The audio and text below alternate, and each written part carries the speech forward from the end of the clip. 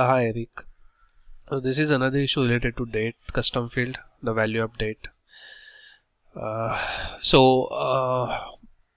This is one of the divisions I created, and we have uh, date field in the custom field list.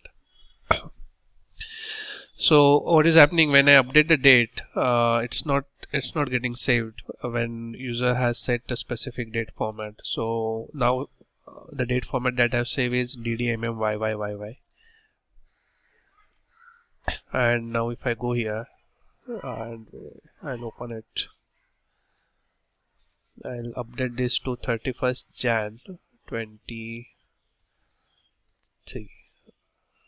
31st Jan 23.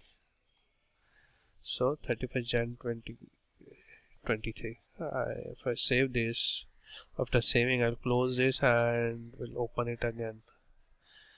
So the old value is still there. The new value is not getting updated. So this is happening with the specific date formats which are starting with DDMM.